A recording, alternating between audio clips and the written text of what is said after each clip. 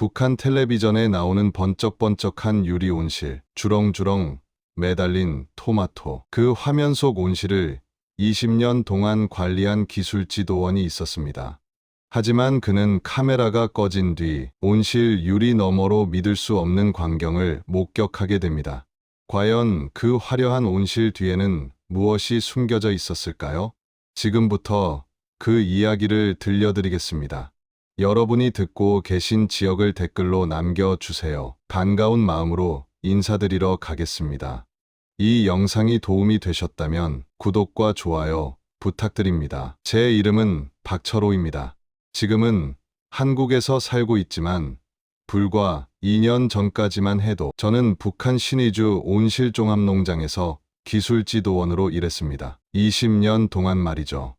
여러분, 텔레비전에서 북한 뉴스 보신 적 있으시죠? 번쩍번쩍한 유리 온실에 토마토가 주렁주렁 매달리고 오이며 상추가 파릇파릇한 그런 장면 말입니다. 김정은이 환하게 웃으며 채소를 만지작거리는 모습도 나오고요. 저도 그 장면 속에 있었습니다. 아니, 정확히는 그 장면을 만드는 사람이었습니다. 2023년 봄이었습니다. 그 해도 어김없이 최고 지도자 동지의 현지 지도가 예정되어 있었어요. 농장 지배인이 저를 부르더군요. 동무, 이번엔 제대로 해야 하네. 중앙 텔레비전에서 촬영 나온다고 했어.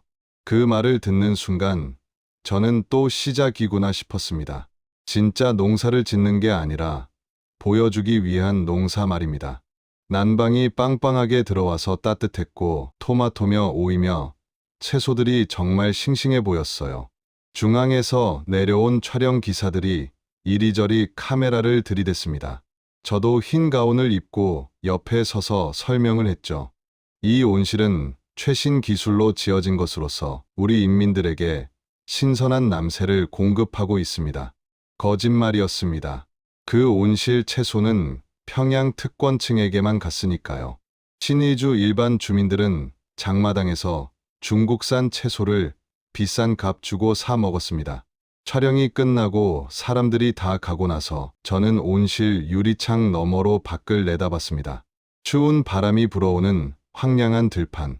그 너머 멀리 돌격대원들이 사는 움막 같은 숙소가 보였습니다. 연기 한 줄 안 나오는 걸 보니 난방도 제대로 안 되는 모양이었어요. 유리 안에는 천국이고 유리 밖은 지옥이구나. 그때 처음으로 이상하다는 생각이 들었습니다. 이 온실을 짓느라 땀 흘린 돌격대원들은 저기서 얼어 죽어가는데 온실 안 채소는 평양으로 실려가다니요.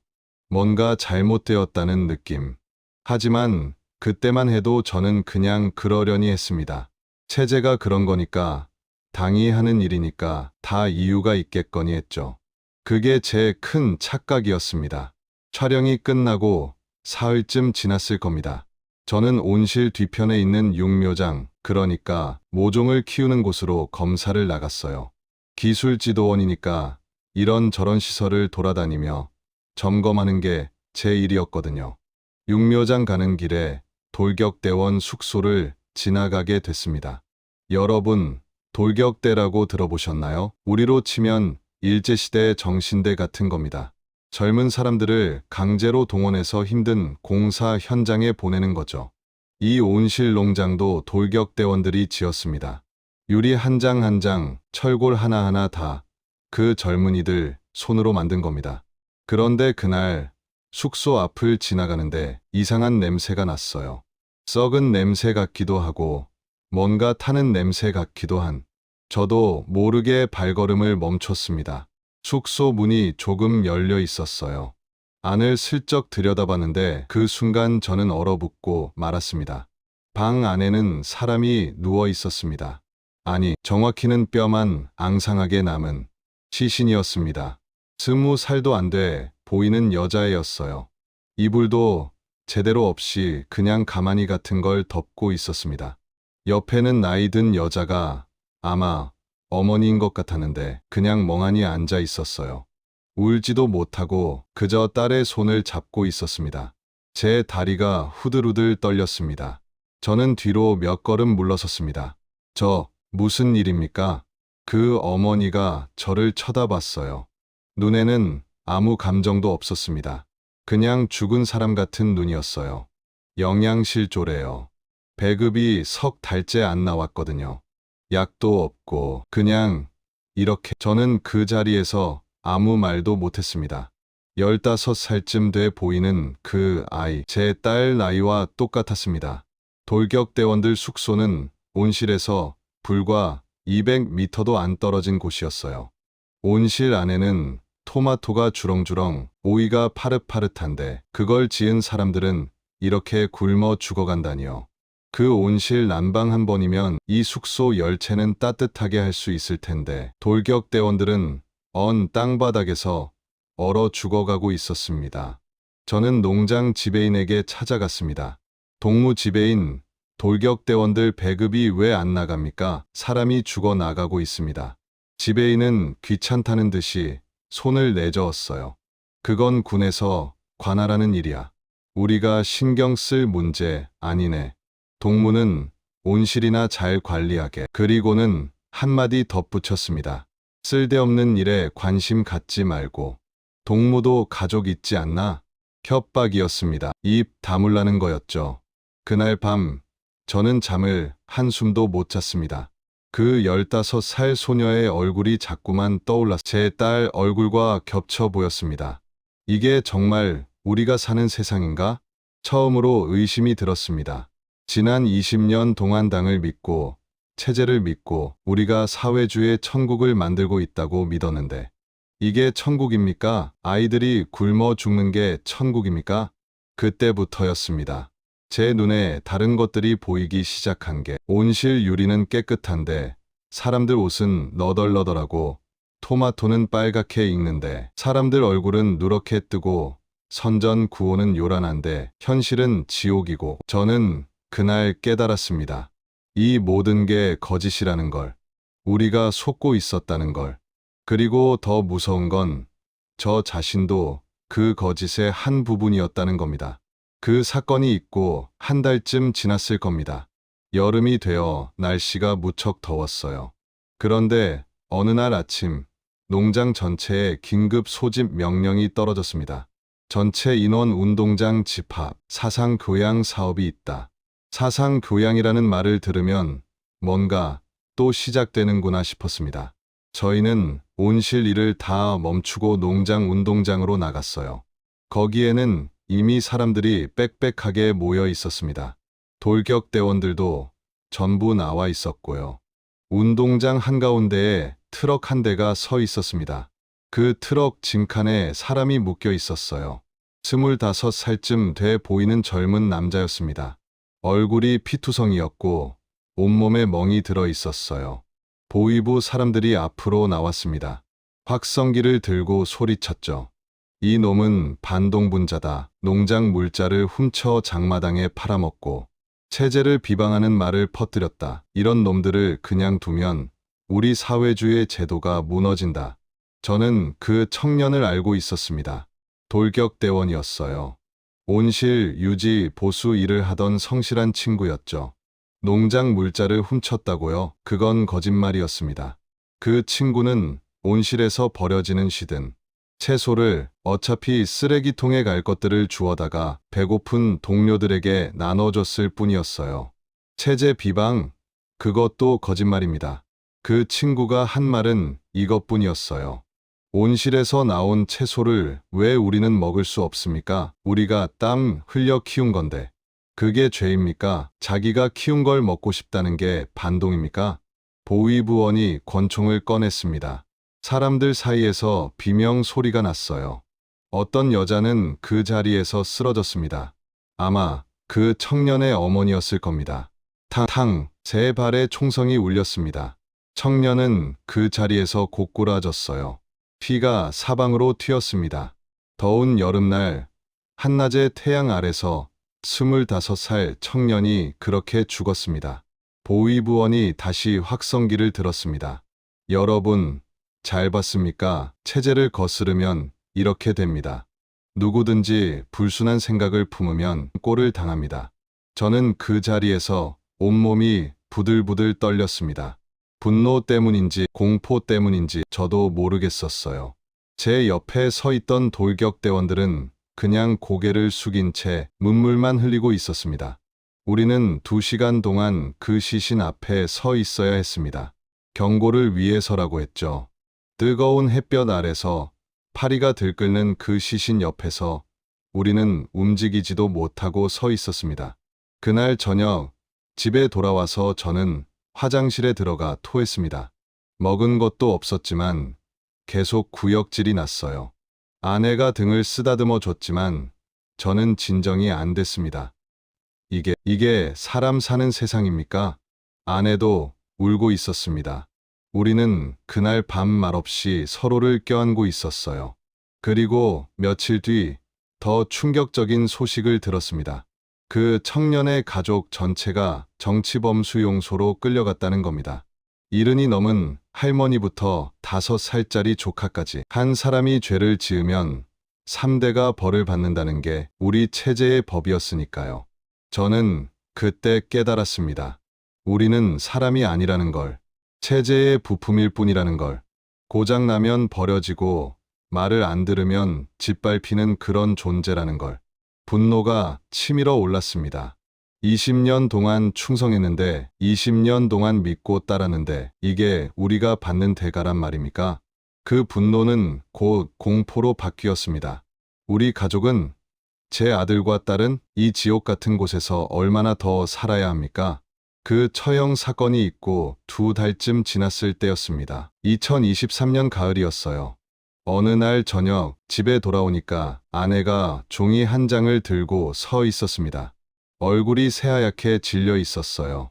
손이 부들부들 떨리고 있었죠.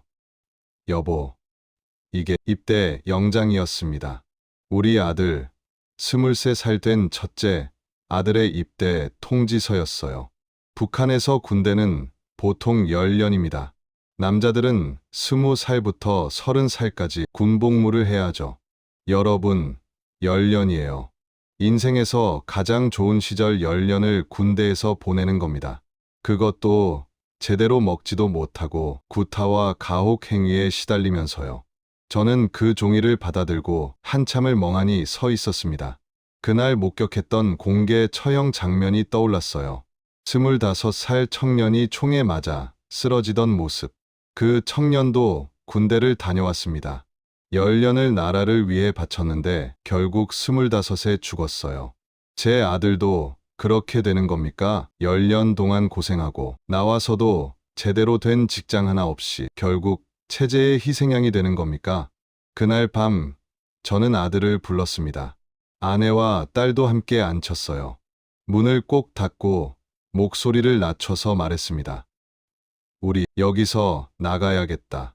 아내가 눈이 휘둥그레졌습니다. 아들도 놀란 표정이었어요. 딸은 무슨 말인지 몰라 그냥 저를 쳐다봤죠. 탈북 말인가요? 아버지, 그건 나도 안다.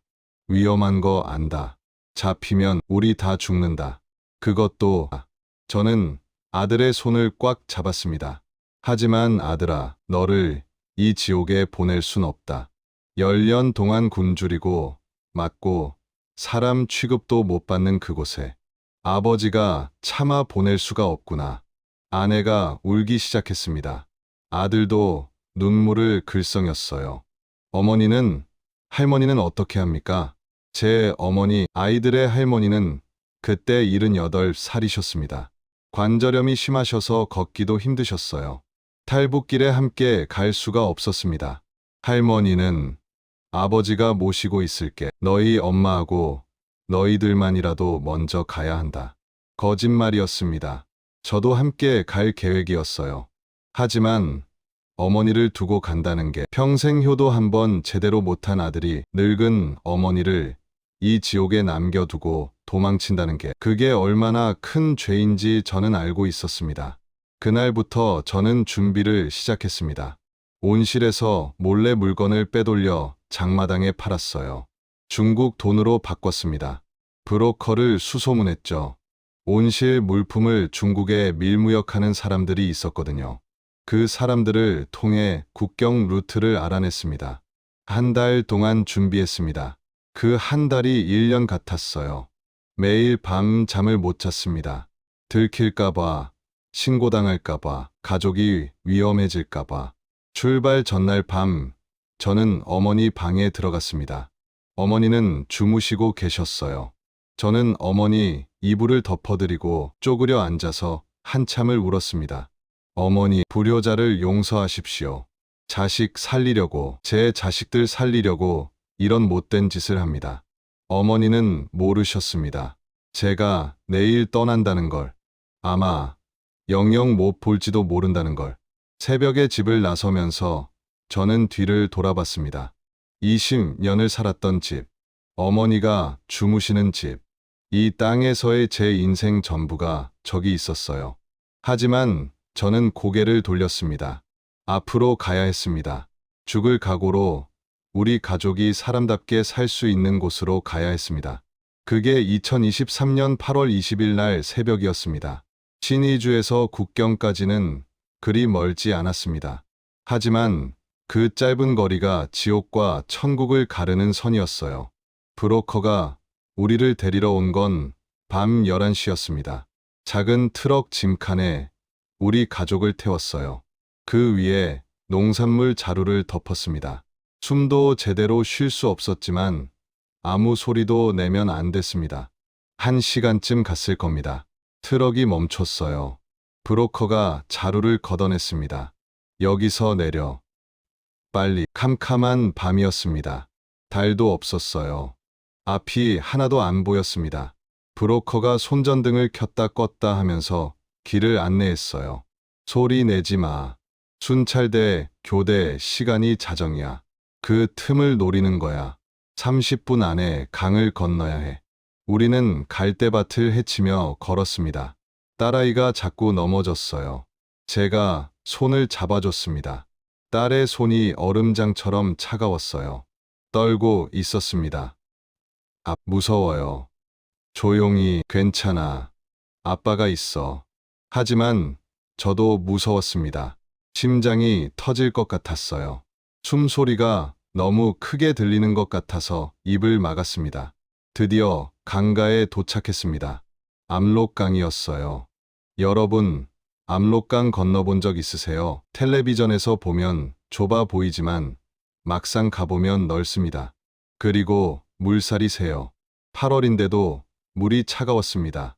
브로커가 속삭였습니다. 여기서부터는 혼자야. 나는 여기까지만. 저기 보이지? 불빛 있는 데가 중국 단둥이야. 그쪽으로 가. 물 깊은 데는 허리까지 차. 애들 손 꼭 잡고. 그리고는 돈을 내밀었어요. 미리 약속한 금액이었습니다. 저는 돈을 다 주고 마지막으로 물었습니다.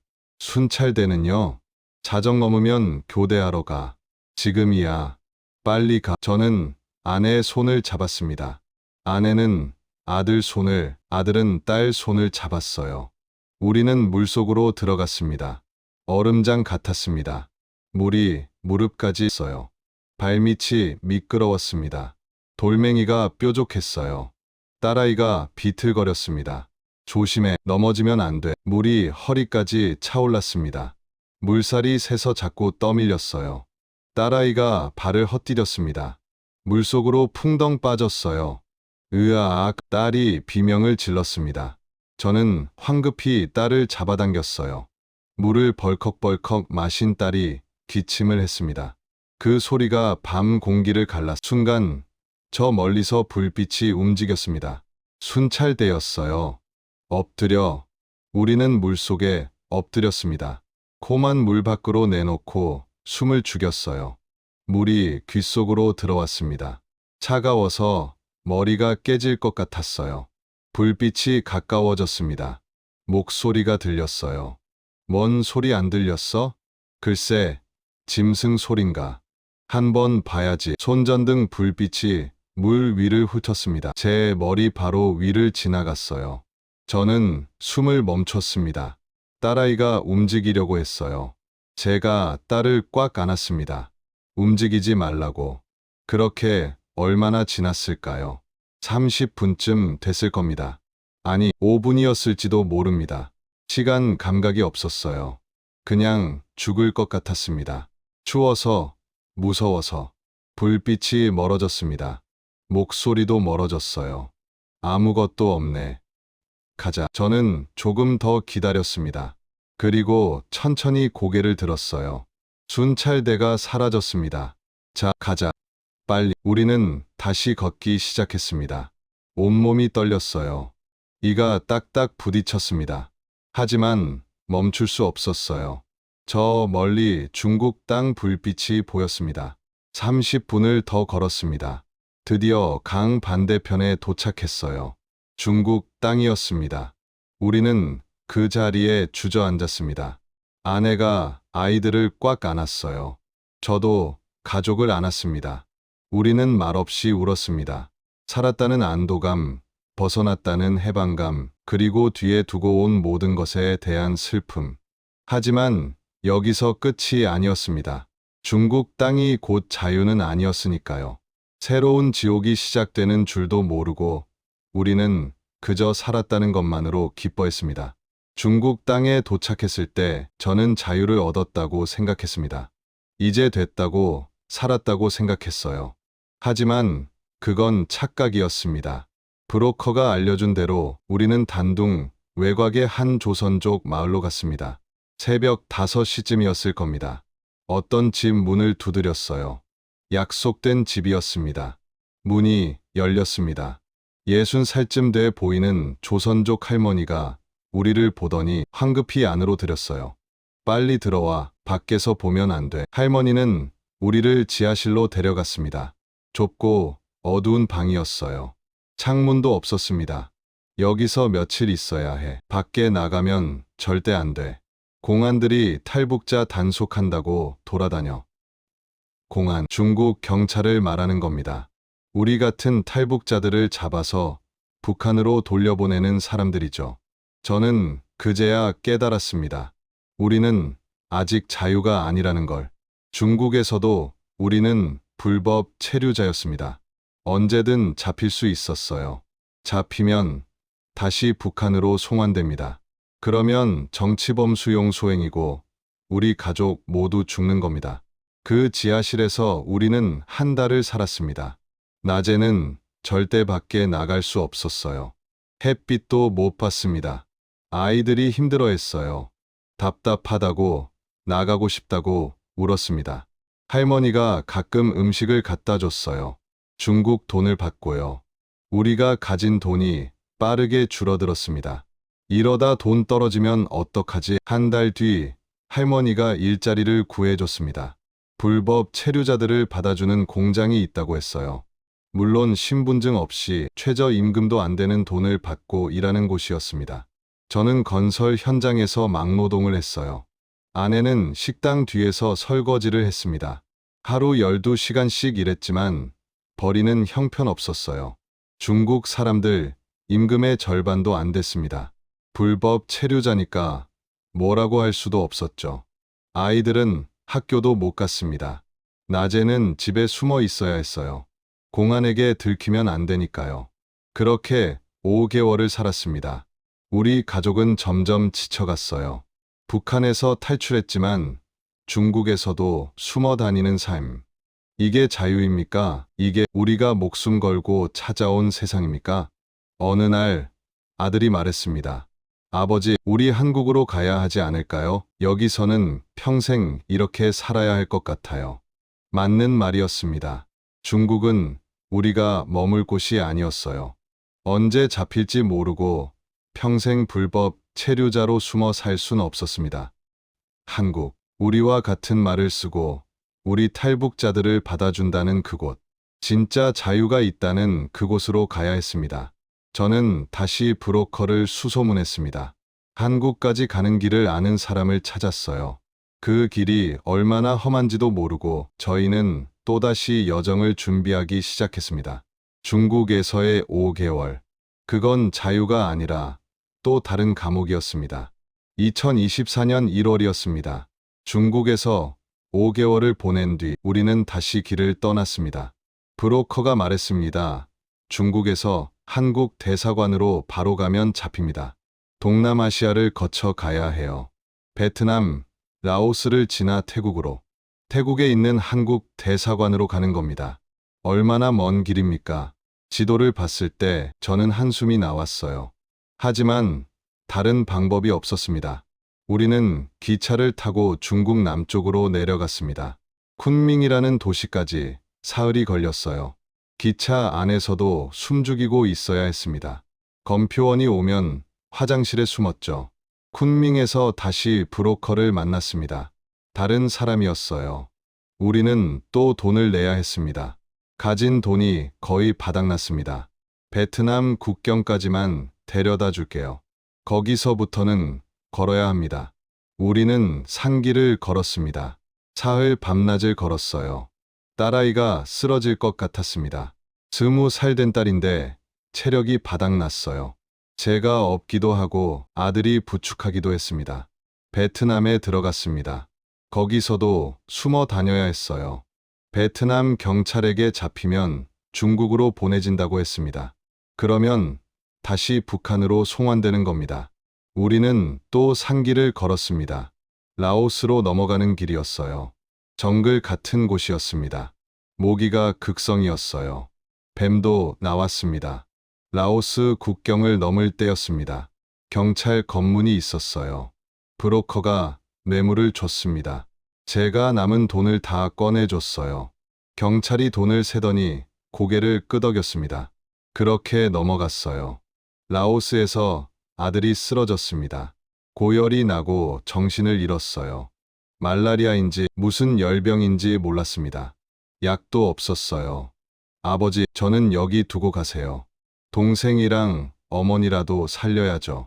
아들이 헛소리를 했습니다. 저는 아들을 업었어요. 50살 넘은 몸으로 23살 된 아들을 업고 걸었습니다. 아내와 딸이 옆에서 부축해줬어요. 사흘을 그렇게 걸었습니다. 아들은 계속 열이 났어요. 저는 기도했습니다. 하늘에 계신 어머니께 우리를 도와달라고, 아들만은 살려달라고. 드디어 태국 국경이 보였습니다. 브로커가 말했어요. 여기서부터는 택시 타고 가도 됩니다. 태국은 좀 괜찮아요. 방콕, 한국 대사관까지 하루면 답니다. 우리는 택시를 탔습니다. 처음으로 편하게 앉아서 갈 수 있었어요. 아들을 뒷좌석에 눕혔습니다. 열이 조금 내렸어요. 방콕에 도착했습니다. 한국 대사관이 보였어요. 태극기가 바람에 펄럭이고 있었습니다. 그 순간 저는 무릎이 꺾였습니다. 그 자리에 주저앉아서 울었어요. 아내도, 딸도, 심지어 정신없던 아들도 울었습니다. 다 왔다. 우리 살았다. 시니주에서 방콕까지 2달이 걸렸습니다. 7,000km가 넘는 거리였어요. 우리는 그 험한 길을 살아서 왔습니다. 대사관 문을 두드렸습니다. 직원이 나왔어요. 한국 사람이었습니다. 한국말을 하고 있었어요. 탈북자이십니까? 저는 그 말밖에 못했습니다. 들어오세요. 이제 안전합니다. 그 말을 듣는 순간 저는 정말로 살았구나, 정말로 자유를 얻었구나 싶었습니다. 우리 가족의 지옥 같은 여정이 그렇게 끝났습니다. 2024년 3월, 우리 가족은 인천공항에 도착했습니다. 비행기에서 내려 한국 땅을 밟는 순간 저는 그 자리에 멈춰 섰습니다. 그리고 땅을 만졌어요. 정말 한국 땅인가 싶어서요. 이게 꿈은 아닌가 싶어서요. 여보, 우리 정말 한국에 왔어요. 정말로. 아내가 제 손을 잡았습니다. 아내의 손이 따뜻했어요. 처음으로 느끼는 따뜻함이었습니다. 우리는 하나원이라는 곳으로 갔습니다. 탈북민들이 한국 생활을 배우는 교육기관이에요. 3달 동안 거기서 지냈습니다. 처음 마트에 갔을 때를 잊을 수가 없습니다. 물건이 너무 많아서 어지러웠어요. 토마토가 산더미처럼 쌓여 있었습니다. 제가 20년 동안 온실에서 키웠던 그 토마토보다 더 크고, 더 빨갛고, 더 싱싱했어요. 이게 다 사람들이 먹는 겁니까? 직원분이 웃으면서 말했습니다. 네, 누구나 살 수 있어요. 누구나. 그 말이 믿기지 않았습니다. 북한에서는 특권층만 먹을 수 있었던 것들이 여기서는 누구나 살 수 있다니요. 편의점도 충격이었습니다. 24시간 문을 연다고 했어요. 밤에도 물건을 살 수 있다는 겁니다. 북한에서는 상상도 못할 일이었죠. 인터넷으로 북한 소식을 찾아봤습니다. 신의주 온실농장도 나왔어요. 여전히 선전 방송을 하고 있더군요. 화려한 온실, 풍성한 채소들. 하지만 저는 알고 있습니다. 그 뒤에 숨겨진 진실을요. 굶어 죽는 돌격대원들을요. 하나원을 수료하고 우리는 경기도에 정착했습니다.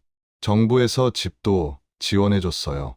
작은 아파트였지만 난방도 되고 물도 나왔습니다. 처음으로 제대로 된 집에서 살게 됐어요. 저는 농장 일자리를 구했습니다. 토마토 농장이었어요. 사장님께 제가 북한에서 온실 기술 지도원이었다고 말씀드렸더니 반가워하시더군요. 오, 그럼 토마토 재배 잘 아시겠네요. 저는 그 농장에서 일하고 있습니다. 지금 2년째입니다. 이제는 진짜 농사입니다. 보여주기 위한 농사가 아니라 사람들이 먹을 걸 키우는 진짜 농사요. 아들은 대학에 진학했습니다. 늦은 나이지만 공부하고 싶다고 했어요. 딸은 미용 기술을 배우고 있습니다. 아내는 식당에서 일합니다. 우리 모두 열심히 살고 있어요. 하지만 가끔, 아니 자주, 제 마음은 북으로 갑니다. 어머니, 생각이 납니다. 지금 어떻게 지내고 계실까요? 제가 탈북한 걸 아셨을까요? 혹시 처벌받으신 건 아닐까요? 그 생각을 하면 밤에 잠을 못 잡니다. 돌격대원들 생각도 납니다. 그 15살 소녀, 25살 청년. 그들은 여전히 그곳에서 고통받고 있겠죠. 여러분, 북한 주민들은 나쁜 사람들이 아닙니다. 그저 잘못된 체제 아래에서 신음하는 같은 민족이에요. 우리와 똑같은 사람들입니다. 저는 꿈을 꿉니다. 언젠가 통일이 되는 꿈을요. 제가 신의주로 돌아가서 어머니 산소에 절하는 꿈을요. 그 온실 농장에 가서 이제는 그곳 채소를 주민들이 먹을 수 있게 되는 꿈을요. 우리 세대의 통일을 볼 수 있을까요? 모르겠습니다. 하지만 희망은 있습니다. 제가 여기 이렇게 자유롭게 살고 있는 게 기적이니까요. 저는 오늘도 토마토를 키웁니다. 그 빨간 토마토를 볼 때마다 생각합니다. 북한에 있는 사람들도 언젠가 자유롭게 이 토마토를 먹을 수 있는 날이 오기를요. 자유는 공짜가 아니었습니다. 우리 가족은 목숨을 걸었어요. 어머니를 두고 왔고 고향을 버렸습니다. 하지만 후회하지 않습니다. 여러분, 자유를 누리고 계시다면 그게 얼마나 소중한 건지 꼭 기억해 주세요. 당연한 게 아닙니다. 누군가는 목숨을 걸고 찾아야 하는 게 자유입니다. 그리고 북한에 남아있는 2,500만 명의 동포들을 기억해 주세요. 그들도 우리와 같은 사람들입니다. 언젠가 그들도 자유를 누릴 날이 오기를 바랍니다. 저는 박철호입니다. 탈북민이고 대한민국 국민이고 자유인입니다. 감사합니다. 우리는 한 달 동안 준비했습니다. 온실 유리를 닦고 또 닦았어요. 토마토 중에서도 제일 빨갛고 탐스러운 것만 골라서 앞줄에 배치했습니다. 시들거나 벌레 먹은 건 전부 뒤로 빼버렸죠. 심지어 다른 온실에서 잘 자란 채소를 뽑아다가 촬영용 온실에 옮겨 심기까지 했습니다. 이건 농사가 아니라 연극이구나. 속으로 그런 생각이 들었지만 입 밖으로 낼 순 없었습니다. 기술지도원이라는 제 직책도 그저 보여주기용 간판이나 마찬가지였으니까요. 현지 지도 당일 온실 안은 그야말로 천국이었습니다.